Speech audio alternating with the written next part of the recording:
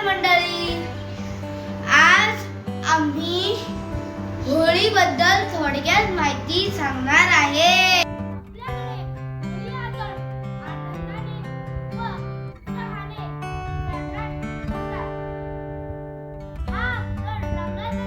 मराठी महिन्यातील शेवटचा महिना फाल्गुन या महिन्यातील पौर्णिमेला हा सण येतो.